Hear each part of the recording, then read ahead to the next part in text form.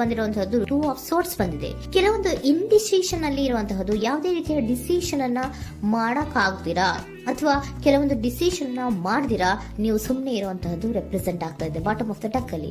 ನಿಮ್ಮ love life ನ ವಿಚಾರದಲ್ಲಿ ರೀಸೆಂಟ್ ಪಾಸ್ಟ್ ನಲ್ಲಿ ಕೆಲವೊಂದು ರೀತಿಯ ಎಂಡಿಂಗ್ ಗಳಾಗಿರುವಂತಹದ್ದು, ಲವ್ ಲೈಫ್ ನ ವಿಚಾರದಲ್ಲಿ ಕೆಲವೊಂದು ರೀತಿಯ ಡಿಸ್ಟರ್ಬೆನ್ಸ್ ಗಳಾಗಿರುವಂತಹದ್ದು, ಅವ್ಯವಸ್ಥೆಗಳಾಗಿರುವಂತಹದ್ದು, ಸಮಾಧಾನ ಇಲ್ಲದೆ ಇರುವಂತಹದ್ದು ರೆಪ್ರೆಸೆಂಟ್ ಆಗ್ತಾ ಇದೆ. ಯಾಕೆ ಅಂದ್ರೆ ಲವ್ ಲೈಫ್ ನ ವಿಚಾರದಲ್ಲಿ ಯಾವುದೇ ರೀತಿಯ ಪಾಸಿಟಿವ್ ಬದಲಾವಣೆಗಳು ಆಗುತ್ತಾ ಅನ್ನುವಂತಹದ್ದು ನೀವು ಪಾಸ್ಟ್ ನಲ್ಲಿ ನೀವು ನಿಮ್ಮ ಲವ್ ಲೈಫ್ ನಲ್ಲಿ ನೀವು ಆಲೋಚನೆಯನ್ನ ಮಾಡಿದ್ದೀರಿ. ಕೆಲವೊಂದು ಬದಲಾವಣೆಗಳಾಗುವಂತ ಸಾಧ್ಯತೆಗಳಿದೆಯಾ ಅಂತ. ಆದ್ರೆ ಎಂಡಿಂಗ್ ಗಳಾಗಿರುವಂತಹದ್ದು ಯಾವುದೇ ರೀತಿಯ ಸರಿ ಹೋಗ್ತಿಲ್ದೇ ಇರುವಂತಹದ್ದು ರೆಪ್ರೆಸೆಂಟ್ ಆಗ್ತಾ ಇದೆ. ತುಂಬಾ ಆಲೋಚನೆಯನ್ನ ಮಾಡಿರುವಂತಹದ್ದು ನಿಮ್ಮ ಲವ್ ಲೈಫಿನ ವಿಚಾರವಾಗಿ ನಿದ್ರಾಹೀನತೆಗಳಾಗಿದೆ. ಕೆಲವೊಂದು ರೀತಿಯ ಸ್ಟ್ರೆಸ್ಸಿಗೆ ಒಳಗಾಗಿರುವಂತಹದ್ದು ನಿಮ್ಮ ರೀಸೆಂಟ್ ಪಾಸ್ಟಿನಲ್ಲಿ ನಡೆದಿರುವಂತಹದ್ದು. ಲವ್ ಲೈಫಿನ ವಿಚಾರವಾಗಿ ಯಾವುದೇ ರೀತಿಯ ಅಂತ ಸಮಾಧಾನದ ಏನು ನಿಮ್ಗೆ ನಡೆದಿಲ್ಲ. ಆ ಕಾರಣಕ್ಕೆ ನಿಮ್ಗೆ ಕೆಲವೊಂದು ವಿಚಾರಗಳನ್ನ ಡಿಸಿಷನ್ ನ ತಗೊಳ್ಳುವಂತಹದ್ದು, ಡಿಸೈಡ್ ಅನ್ನ ಮಾಡುವಂತಹದ್ದು ನಿಮ್ಗೆ ಕಷ್ಟ ಆಗ್ತಾ ಇರೋದು. ನೀವು ಪ್ರೆಸೆಂಟ್ ಸಿಚುವೇಶನ್ ಅಲ್ಲಿ ಬರುವಂತಹ ಆಫರ್ಗಳನ್ನ ನೀವು ಏನ್ ಮಾಡ್ತಾ ಇದ್ದೀರಾ ಅಂದ್ರೆ ರಿಜೆಕ್ಟ್ ಮಾಡ್ತಾ ಇದ್ದೀರಾ ಅಥವಾ ಮಿಸ್ ಮಾಡ್ಕೋತಾ ಇದ್ದೀರಾ. ಕೆಲವೊಂದು ಆಪರ್ಚುನಿಟೀಸ್ ಗಳು ಬಂದ್ರೂ ಕೂಡ ಅದರ ಬಗ್ಗೆ ನೀವು ಕರೆಕ್ಟ್ ಆಗಿ ಗಮನವನ್ನ ಕೊಡ್ತಾ ಇಲ್ಲ. ಯಾಕೆ ಕೊಡ್ತಾ ಇಲ್ಲ? ನಿಮ್ಗೆ ಗೊತ್ತಾಗ್ತಿಲ್ಲ ಏನ್ ಮಾಡ್ಬೇಕು. ಅದಕ್ಕೋಸ್ಕರ ನೀವ್ ಏನ್ ಮಾಡ್ತಿದ್ದೀರಾ, ಎಂಡಿಂಗ್ ಆದಂತಹ ಆಫರ್ಗಳಿರ್ಬೋದು ಅಥವಾ ಬೇರೆ ಯಾವುದೇ ಆಫರ್ಗಳಿರ್ಬೋದು ಬಂದ್ರೆ ಅದನ್ನ ನೀವು ಗಮನನೇ ಕೊಡದೇ ಇರುವಂತಹದ್ದು. ಯಾವುದೋ ಕೆಲವು ವಿಚಾರ ನಿಮ್ಮ ಲವ್ ಲೈಫ್ ನ ವಿಚಾರವಾಗಿ ಕೆಲವೊಂದು ರೀತಿಯ ಮತ್ತಷ್ಟು ಮುಂತಾದ ಅಂದ್ರೆ ರಿವ್ಯಾಲ್ಯೂಯೇಷನ್ ಅನ್ನ ಮಾಡ್ತಾ ಇರುವಂತಹದ್ದು ಪ್ರೆಸೆಂಟ್ ಆಗ್ತಾ ಇದೆ. ಪ್ರೆಸೆಂಟ್ ಅಲ್ಲಿ ನಾನು ಯಾವುದೇ ಆಫರ್ ಅನ್ನ ತಗೊಳ್ಳುವಂತ ಸ್ಥಿತಿಯಲ್ಲಿ ಇಲ್ಲ ಅನ್ನುವಂತ ರೀತಿಯಲ್ಲಿ ನೀವು ಆಫರ್ಗಳನ್ನ ಮಿಸ್ ಮಾಡ್ಕೊಳ್ಳುವಂತಹದ್ದು ಅಥವಾ ರಿಜೆಕ್ಟ್ ಮಾಡುವಂತಹದ್ದು ರೆಪ್ರೆಸೆಂಟ್ ಆಗ್ತಾ ಇದೆ.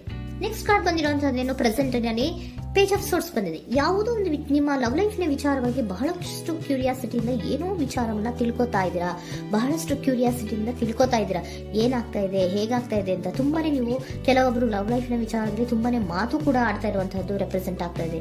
ಏನಾಗ್ತಾ ಇದೆ, ಹೇಗಾಗ್ತಾ ಇದೆ, ಈ ಗಲಿಬಿಲಿಗಳು, ಡಿಸ್ಟ್ರಾಕ್ಷನ್ಸ್ ಗಳು ಅಥವಾ ಡಿಸಿಷನ್ಸ್ ನ ಮಾಡಕ್ಕಾಗದೆ ಏನಕ್ಕೆ ಒದ್ದಾಡ್ತಿದೀವಿ ಅನ್ನೋದ್ರ ಬಗ್ಗೆ ಕೂಡ ನೀವು ಕೆಲವೊಂದು ರೀತಿಯ ಮಾತಾಡ್ತಾ ಇರುವಂತಹದ್ದು ರೆಪ್ರೆಸೆಂಟ್ ಆಗ್ತಾ ಇದೆ. ಯಾವಾಗ ಕೆಲವೊಂದು ವಿಚಾರಗಳಲ್ಲಿ ನೀವು ಮಾತಾಡಿ ಕ್ಲಿಯರ್ ಅನ್ನ ಮಾಡ್ಕೊಂತೀರೋ ಆಗ ನೀವು ಕೆಲವೊಂದು ರೀತಿಯ ಆಕ್ಷನ್ಸ್ ಗಳನ್ನ ತಗೋಬೇಕು ಅನ್ನೋಂಥ ನಿರ್ಧಾರವನ್ನ ಮಾಡಿರುವಂತದ್ದು. ಆಫರ್ಗಳು ಬಂದ್ರೂ ಕೂಡ ರೆಫ್ಯೂಸ್ ಮಾಡ್ತೀರಾ. ಆದ್ರೆ ಏನೀಗ ಹಿಂದೆ ಪಾಸ್ಟಿನಲ್ಲಿ ನಡೆದಿತ್ತೋ ಅದು ಯಾಕಾಯ್ತು, ಏನಕ್ಕೆ ಹಂಗಾಯ್ತು ಅನ್ನೋದ್ರ ಬಗ್ಗೆ ಕೂಡ ನೀವು ಮಾತಾಡುವಂತ ಸಾಧ್ಯತೆಗಳು ರೆಪ್ರೆಸೆಂಟ್ ಆಗ್ತಾ ಇದೆ ಪ್ರೆಸೆಂಟಿನಲ್ಲಿ. ಆಮೇಲೆ ನೀವು ಮಾತಾಡಿದ್ಮೇಲೆ ಕೆಲವೊಂದು ರೀತಿಯ ನಿರ್ಧಾರಗಳನ್ನ ಮಾಡುವಂತಹದ್ದು. ನೈಟ್ ಆಫ್ ವ್ಯಾಂಡ್ಸ್ ಬಂದಿದೆ. ಸೊ ಆವಾಗ ನೀವು ನಿಮ್ಮ ಕೆಲವೊಂದು ವಿಚಾರಗಳಲ್ಲಿ ಕ್ಲಾರಿಟಿಗೆ ಬಂದ್ಮೇಲೆ ನಿಮ್ಮ ಲೈಫಿನ ವಿಚಾರದಲ್ಲಿ ಕೆಲವೊಂದು ಆಕ್ಷನ್ ಗಳನ್ನ ತಗೊಳ್ಳುವಂತಹದ್ದು ರೆಪ್ರೆಸೆಂಟ್ ಆಗ್ತಾ ಇದೆ.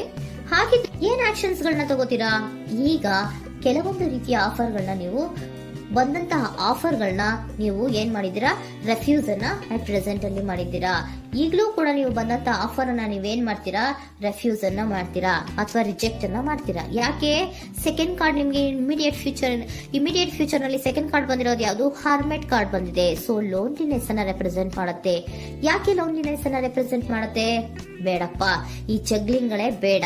ತುಂಬಾ ಜಗ್ಲಿಂಗ್ ಇದೆ ನಿಮ್ಮ ಲವ್ ಲೈಫ್ ನ ವಿಚಾರದಲ್ಲಿ. ಕೆಲವೊಬ್ಬರಿಗೆ ತುಂಬಾ ಜಗ್ಲಿಂಗ್ ಇದೆ. ಯಾವಾಗ್ಲೂ ಬ್ಯಾಲೆನ್ಸ್ ಅನ್ನ ಮಾಡ್ತಾ ಇರ್ಬೇಕು. ಈ ಕಡೆಗೆ ಹೇಳಿದ್ರೆ ಆ ಕಡೆಗೆ ಹೋಗುತ್ತೆ, ಆ ಕಡೆಗೆ ಹೇಳಿದ್ರೆ ಈ ಕಡೆಗೆ ಬರುತ್ತೆ. ಯಾವ ಕಡೆ ಅಂತ ಮಾಡೋದು ಅನ್ನುವಂತಹ ಆಲೋಚನೆಯನ್ನ ಮಾಡ್ತಾ ಇರುವಂತದ್ದು. ಸದ್ಯಕ್ಕೆ ಯಾವುದೇ ಆಫರ್ ಬೇಡ, ಸ್ವಲ್ಪ ಒಂಟಿಯಾಗಿರೋಣ ಅಂತ ನೀವು ಆಲೋಚನೆಯನ್ನ ಮಾಡ್ತಾ ಇರುವಂತದ್ದು ರೆಪ್ರೆಸೆಂಟ್ ಆಗ್ತಾ ಇದೆ. ಮತ್ತೆ ಕೆಲವೊಬ್ಬರಿಗೆ ಕೆಲವೊಂದು ರೀತಿಯ ಕ್ಯೂರಿಯಾಸಿಟಿಯಿಂದ ಏನಾಗ್ತಾ ಇದೆ ಅಂತ ವಿಷಯಗಳನ್ನ ತಿಳ್ಕೊಂಡ್ಮೇಲೆ ಕೆಲವೊಂದು ಆಕ್ಷನ್ಸ್ ಗಳನ್ನ ತಗೊಳ್ಳುವಂತದ್ದು ಕೂಡ ರೆಪ್ರೆಸೆಂಟ್ ಆಗ್ತಾ ಇದೆ. ಯಾವುದೇ ರೀತಿಯ ಭಯ ಇಲ್ಲದೆ ವಿಷಯಗಳನ್ನ ತಿಳ್ಕೊಂಡು ನೀವು ಆಫರ್ಗಳನ್ನ ಅಟ್ ಪ್ರೆಸೆಂಟ್ ಅಲ್ಲಿ ರೆಫ್ಯೂಸ್ ಮಾಡೋ ಸಾಧ್ಯತೆಗಳು ಕೂಡ ಕೆಲವೊಬ್ಬರಿಗೆ ರೆಪ್ರೆಸೆಂಟ್ ಆಗ್ತದೆ. ಯಾಕೆ ಆಫರ್ಗಳನ್ನ ರೆಫ್ಯೂಸ್ ಮಾಡ್ತೀರಾ? ನಿಮ್ಮ ಲವ್ ಲೈಫ್ ನ ವಿಚಾರದಲ್ಲಿ ಬರೀ ಜಗ್ಲಿಂಗ್, ತುಂಬಾ ಬ್ಯಾಲೆನ್ಸ್ ಅನ್ನ ಮಾಡ್ಬೇಕು. ಯಾವ ಕಡೆ ಮಾಡ್ಬೇಕು, ಹೇಗ್ ಮಾಡ್ಬೇಕು ಗೊತ್ತಾಗದೇ ಇಲ್ಲ. ನೀವೇನ್ ಮಾಡ್ತೀರಾ, ಸ್ವಲ್ಪ ದಿನದ ಮಟ್ಟಿಗೆ ನಾನು ಲೋನ್ಲಿ ಆಗಿರ್ಬೇಕು ಅನ್ನೋದನ್ನ ಇಲ್ಲಿ ನಿಮ್ಗೆ ಲವ್ ಲೈಫ್ ನ ವಿಚಾರವಾಗಿ ರೆಪ್ರೆಸೆಂಟ್ ಆಗ್ತಾ ಇದೆ. ಈ ಎಲ್ಲಾ ಕನ್ಫ್ಯೂಷನ್ಸ್ ಇರೋದ್ರಿಂದಲೇ ನಿಮ್ಗೆ ಬಾಟಮ್ ಆಫ್ ದ ಡಕ್ ಬಂದಿರೋಂತದ್ದು 2 ಆಫ್ ಸೋರ್ಟ್ಸ್ ಬಂದಿರೋಂತದ್ದು. ಸೊ ಇಂಡಿಸಿಷನ್ ಆಗ್ತಿರೋಂಥದ್ದು, ಏನ್ ಮಾಡ್ಬೇಕು ಗೊತ್ತಾಗಲ್ಲ. ಅದಕ್ಕೇನೆ ನೀವು ಇಲ್ಲಿ ಕುತ್ಕೊಂಡ್ಬಿಟ್ಟಿದ್ದೀರಾ, ನನ್ನ ಲವ್ ಲೈಫ್ ನ ವಿಚಾರವಾಗಿ ಯಾವ ನಿರ್ಧಾರವನ್ನ ಮಾಡ್ಬೇಕು ಅನ್ನುವಂತಹ ಆಲೋಚನೆಯನ್ನ ಮಾಡ್ತಾ ಇರುವಂತದ್ದು, ಹಾಗೇನೆ ಮಾಡುವಂತದ್ದು ನಿಮ್ಗೆ ರೆಪ್ರೆಸೆಂಟ್ ಆಗ್ತಾ ಇರೋದು. ಕೆಲವೊಬ್ರು ರೆಫ್ಯೂಸ್ ಅನ್ನ ಮಾಡಿ ಮುಂದೆ ಹೋಗುವಂತ ಸಾಧ್ಯತೆಗಳು ಇರುವಂತದ್ದು. ಮತ್ತೆ ಕೆಲವೊಬ್ರು ಆಫರ್ ಗಳನ್ನ ಬರುವಂತದನ್ನ ಬ್ಯಾಲೆನ್ಸ್ ಅನ್ನ ಮಾಡ್ಬೇಕು, ಜಗ್ಲಿಂಗ್ ಅನ್ನ ಮಾಡ್ಬೇಕು, ಸದ್ಯದ ಮಟ್ಟಿಗೆ ಒಂಟಿಯಾಗಿ ಇರೋಣ ಅಂತ ಆಲೋಚನೆಯನ್ನ ಮಾಡ್ತಾ ಇರುವಂತದ್ದು ರೆಪ್ರೆಸೆಂಟ್ ಆಗ್ತಾ ಇದೆ. ನಿಮ್ಗೆ ಏಂಜಲ್ ಗೈಡೆನ್ಸ್ ಏನ್ ಕೊಡ್ತಾ ಇದ್ದಾರೆ, ಡೋಂಟ್ ಸ್ಟಾಪ್. ಇಲ್ಲಿ ಡೋಂಟ್ ಸ್ಟಾಪ್ ಇನ ಅರ್ಥ ಏನಪ್ಪಾ ಅಂದ್ರೆ, ಯಾವ ಕೆಲವು ವಿಚಾರಗಳ ಬಗ್ಗೆ ಕ್ಲಾರಿಟಿ ಬೇಕು ನಿಮ್ಗೆ, ಯಾವ ವಿಚಾರಗಳಲ್ಲಿ ನೀವು ಕನ್ಫ್ಯೂಷನ್ಸ್ ಅಲ್ಲಿ ಒದ್ದಾಡ್ತಾ ಇದ್ದೀರಾ, ಏನ್ ಕ್ಲಾರಿಟಿ ಬೇಕೋ ಅದನ್ನ ಧೈರ್ಯವಾಗಿ ಮುಂದೆ ಬಂದು ಅದನ್ನ ಕ್ಲಾರಿಟಿಯನ್ನ ತಗೊಂಡು ಮುಂದೆ ಹೋಗು, ಅಲ್ಲೇ ನಿಂತ್ಕೋಬೇಡ ಅನ್ನುವಂಥದ್ದನ್ನ ನಿಮ್ಗೆ ಹೇಳ್ತಾ ಇದ್ದಾರೆ.